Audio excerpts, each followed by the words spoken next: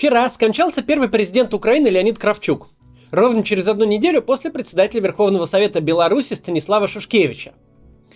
Теперь нет в живых ни одного из 3 глав государств-подписантов Беловежских соглашений, формально закрепивших кончину СССР. Напомню, Борис Ельцин скончался 23 апреля 2007 года. Это печальное свидетельство конца эпохи, как ни странно, очень хороший повод поговорить о том, насколько отличается российская и украинская армия, и в первую очередь их руководители.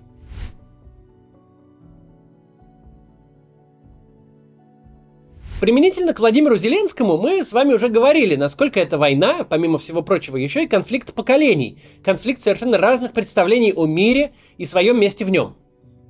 Мы говорили о том, что Владимир Зеленский стал взрослым человеком и всю свою взрослую жизнь прожил уже в независимой Украине. И весь ресентимент, вся боль утраченного советского идеала, в которой просто купается и живет Владимир Путин и его поколение, президенту Украины не столько даже чуждо, сколько просто непонятны и незнакомы. Путин и Зеленский — это люди, которые говорят на разных языках и апеллируют к разным аудиториям. Но за политиками, за теми, кто всегда на виду, очень легко проглядеть тех, кто непосредственно ведет эту войну. А в случае именно российско-украинской войны это очень важно. Потому что устройство армии всегда отражает устройство общества.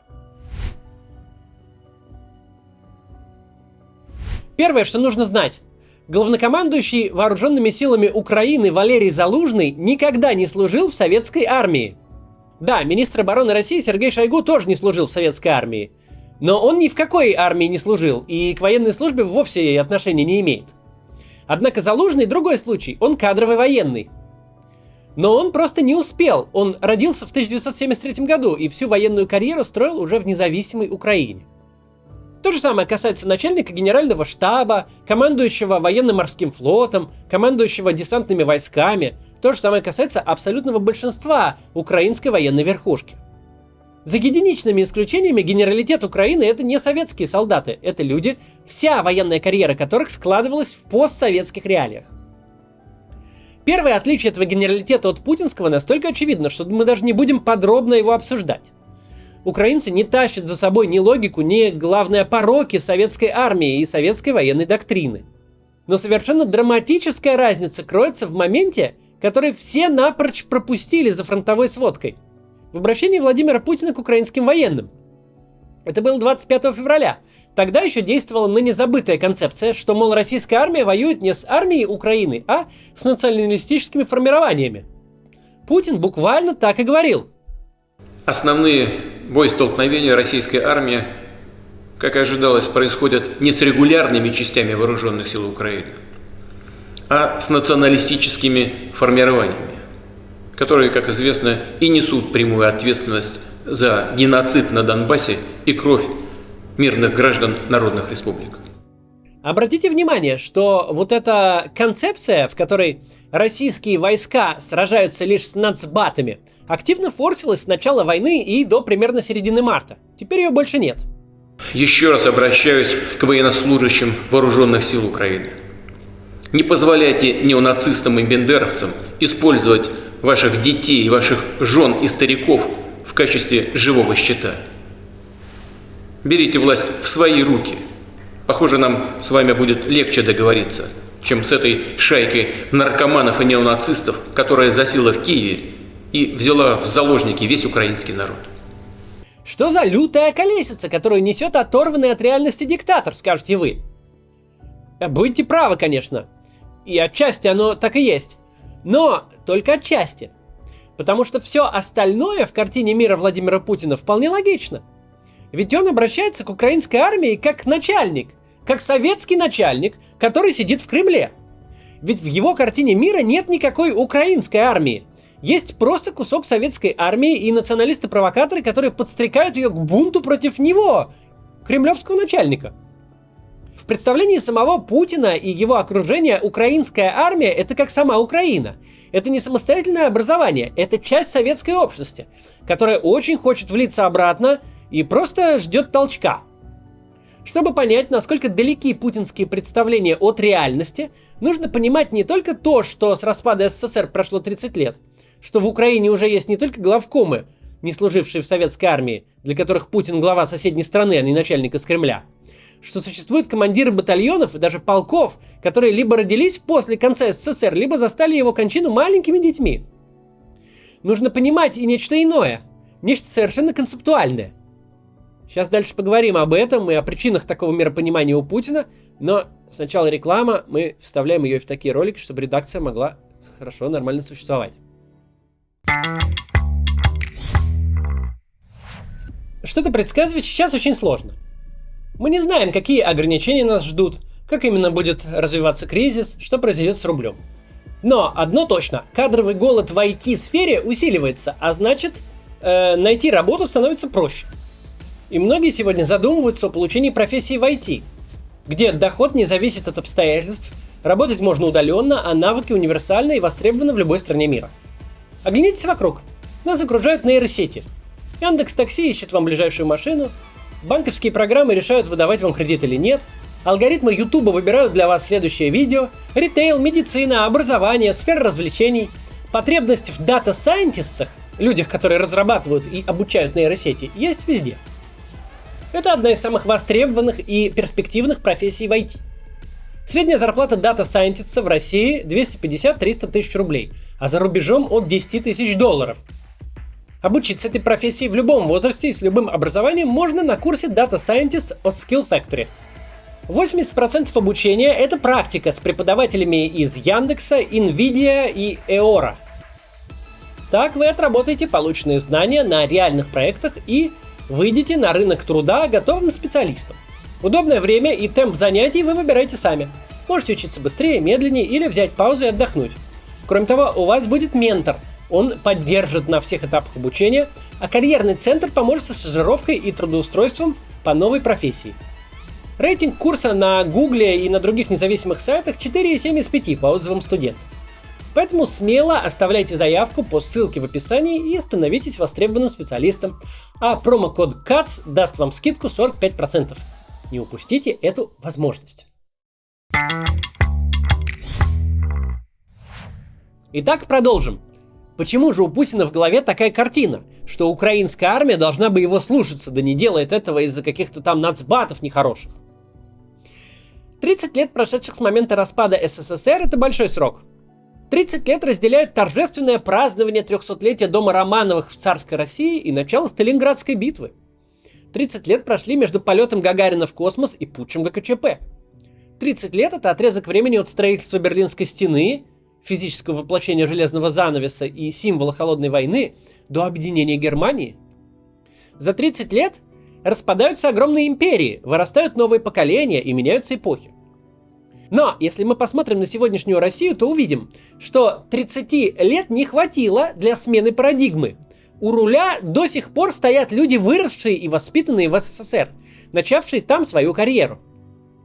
И одна из проблем заключается в том, в какой именно части Советского Союза они родились и жили. СССР на бумаге был федеративным государством, союзом равноправных республик. Советская конституция гласила, что союзная республика – это суверенное государство. По факту, конечно, все республики управлялись из Кремля. Однако, создавать видимость автономии все-таки приходилось.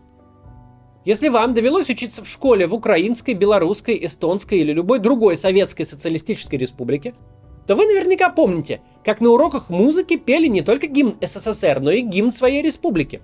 У вас были уроки национального языка и литературы.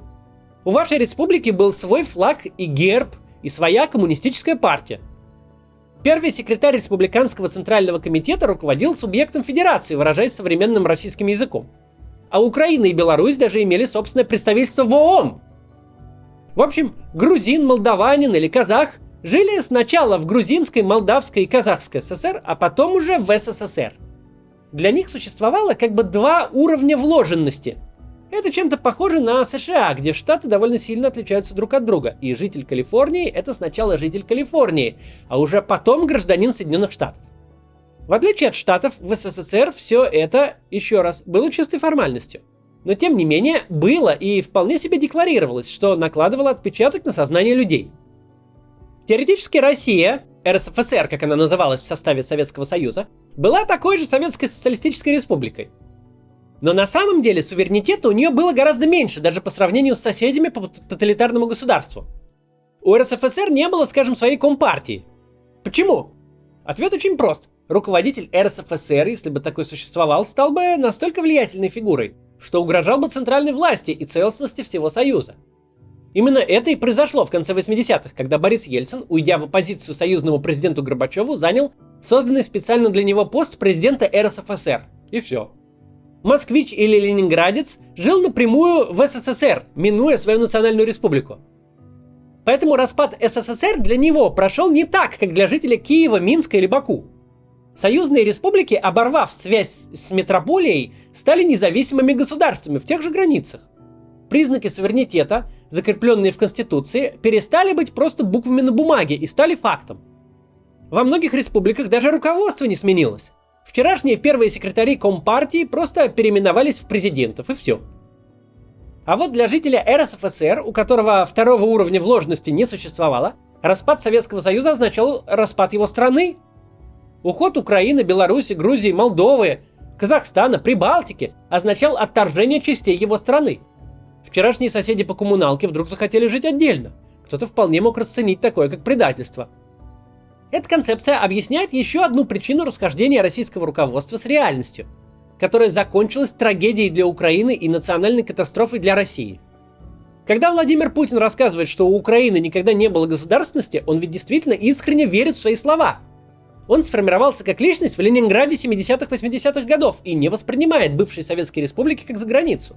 Для него это просто мятежные регионы, которым можно дать порезвиться на воле, а можно прижать обратно к ногтю, если они вдруг много о себе возомнили и решили менять президентов по своему усмотрению или там интегрироваться с НАТО или Евросоюзом. Путин не заметил 30 лет, прошедших с момента распада Союза. Дело не только в том, что за 30 лет сменились поколения, и в руководстве Украины сейчас преимущественно работают постсоветские люди. Дело еще и в том, что это были за 30 лет. Человек, впавший в кому в 1960 году и вышедший из нее в 1990, обнаружил бы мир примерно в том же состоянии, в каком и оставил. За 3 десятилетия появились новые модели автомобилей и прически, а Элвиса Пресли на вершине хит-парадов сменил Майкл Джексон.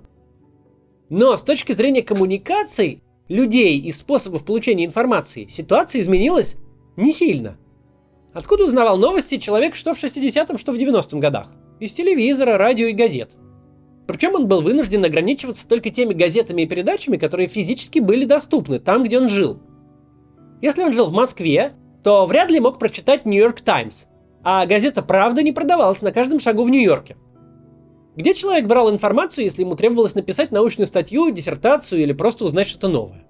Он доставал книгу с полки, или покупал ее в магазине, или шел в библиотеку.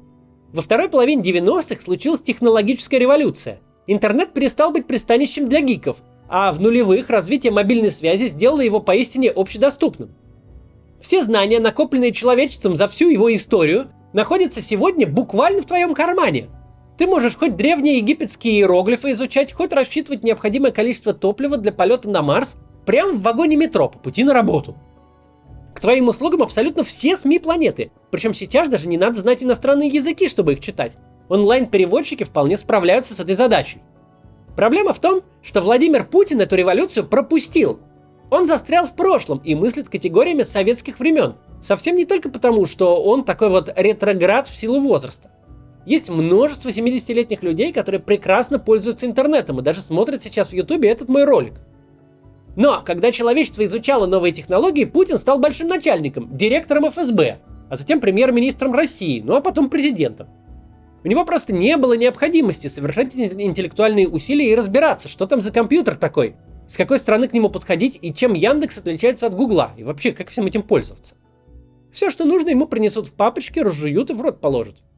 Украинские же чиновники, политики и военачальники, которые сейчас составляют элиту страны, отличаются от Путина не только тем, что они физически моложе. Они застали общемировую информационную революцию живыми людьми, а не застывшими бронзовыми статуями. Для них умение пользоваться интернетом, мобильной связью, соцсетями такой же естественный и неотъемлемый навык, как умение читать и писать. Они умеют собирать информацию, фильтровать ее, сопоставлять сведения, отсеивать недостоверные источники. Их картина мира просто по умолчанию более объемная, чем у Путина.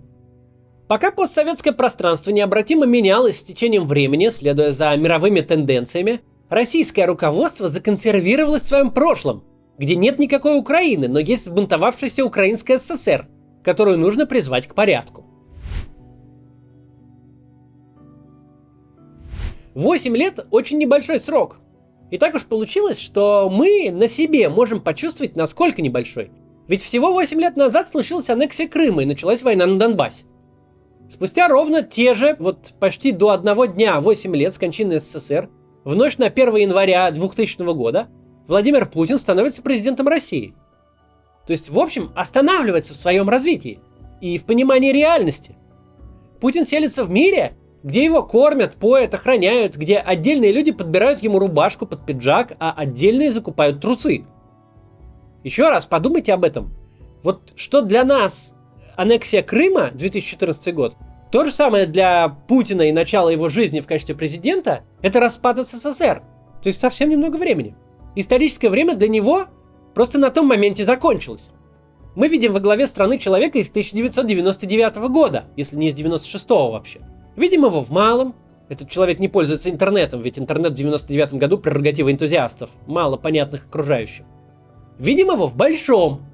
Он убежден, что развал Советского Союза случился на днях, что всюду его окружают советские люди, для которых то, что он говорит, это интуитивная реальность. Всякий раз, обращаясь к украинцам и к украинским военным, он обращается к советским украинцам и солдатам советской армии, какими они были в 99 году, в большинстве своем. Мнение большого начальника из Москвы должно было быть для них важно. Ведь оно было важно буквально в 2004 году, когда Путин напрямую участвовал в президентской кампании Виктора Януковича. Тогда ни у кого не было сомнений, что президент России в некой неформальной иерархии обладает статусом, который поможет кандидату победить. Но беда в том, что прошло 30 лет. Что в Украине сейчас есть офицеры в звании бригадных генералов, которые в 99 году даже школу не закончили. Беда для Путина в том, что он застрял в одном дне, в том самом, когда стал президентом. А в реальности времени прошло достаточно, чтобы успели вырасти новые поколения, чтобы разорвалась та преемственность, на которую он паразитирует. Времени прошло достаточно, чтобы прекратили существовать советская и даже постсоветская Украина, чтобы родилась и выросла Украина независимая. И когда Путин пытается апеллировать к советским украинцам, как делал это в начале своего правления, он просто не понимает, что таких людей уже нет. Хорошая новость тут заключается в том, что Владимир Путин и его картина мира – это не норма, это аномалия. Аномалия, свойственная мужчинам его поколения, самого советского из всех советских, которые, с одной стороны, были оторваны большой войной от всей прошлой истории, а с другой застали СССР и его идеологию во вполне добром здравии, когда он еще не был пародией на самого себя с тотальным дефицитом всего и умирающими вождями на трибуне. Так уж вышло, что именно представители этого поколения, рожденные с разницей в 5-8 лет в 50-е годы, люди, которые очень сильно отличаются с политической точки зрения от тех, кто старше и от тех, кто моложе, обладают сегодня в России всей полнотой власти. Они принимают все решения, а пока принимают, варятся в собственном соку, общаются с себе подобными и всякий раз убеждаются в собственной правоте. Их картина мира не отражает реальных потребностей большинства. Да, через инструменты пропаганды они пока могут навязывать свои ценности, свои страхи, свою манеру речи. Но едва только они этот механизм тотальной пропаганды утратят, едва Путин сменится на любого не Путина, вся эта плесень, толстым слоем покрывшая внешнюю и внутреннюю российскую политику, просто отпадет. Остервенение Путина отчасти с этим и связано. Он понимает, что никакого Путина 2 не будет, что никто не продолжит нести эту чепуху про угрозы НАТО и мифическую Новороссию, которую надо освободить от бендеровцев. Мы видели довоенные соцопросы. Мы видели, насколько люди устали от внешней политики, насколько силен запрос на приложение усилий внутри, а не снаружи. Перед нами была та картина общественных настроений, при которой на любых конкурентных выборах любой кандидат, который будет говорить не о зарплатах и пенсиях, не о медицине и образовании, а о НАТО и Украине, просто улетит в область статистической погрешности. Очень плохая новость в том, что у нас есть Путин и есть его окружение. Абсолютно некомпетентные люди, ничего не понимающие в этом мире, которые развязали кровавую войну во имя ничего, во имя фантазий. Люди, которые до сих пор живут в 30 лет как покойном государстве и до сих пор его смерти не осознали. Но хорошая новость в том, что проблема только в них. Как только власть в России сменится на любую иную, Неважно, кто станет ее источником, пусть хоть на любого безликого губернатора. Все те фантомы, на которых эта война, да и вся напряженность в постсоветском пространстве держится, а держится она только на фантомах и фантазиях, вот все это тут же исчезнет и уже не воскреснет. Как нет советской и даже постсоветской Украины, так и Россия утратит эту вторичную приставку. Будет просто независимая Россия по соседству с независимой Украиной. Вот так вот. До завтра. Стоп, кстати, сегодня хочу вам порекомендовать еще раз наш второй канал. Мы изменили его формат. Там теперь не новости, а обзор самых интересных материалов авторитетных мировых СМИ и экспертов, вышедших по теме ситуации в России, Украине и по поводу войны. Просто все изучается, весь интернет, и самое интересное вам там вот в сжатом виде выдается. В частности, например, там есть рубрика, рассказывающая на основе независимых профессиональных западных источников и карт, которые они составляют, что происходит на войне. Я хочу показать вам фрагмент. Посмотрите. А подписаться на канал можно вот тут. По традиции посмотрим, что происходит на фронте. Украинские силы продолжают наступление в районе Харькова. Им удалось продвинуться севернее Старого Салтова и освободить несколько сел. Это Черкасские Тишки, Русские Тишки, Рубежное и Байрак. Об этом заявил Генштаб ВСУ. Россия же продолжает стягивать войска в Белгородской области. Вероятно, это делается, чтобы помешать контратакам ВСУ вокруг Харькова выйти на украинско-российскую границу. Так пишет Американский институт войны. Российская армия тем временем медленно укрепляет позиции в районе Северского Донца. Бои продолжаются в районе Александровки и Лимана. Северодонец после обстрела российских войск остался без газа. Об этом сообщил глава Луганской областной администрации Сергей Гайдай.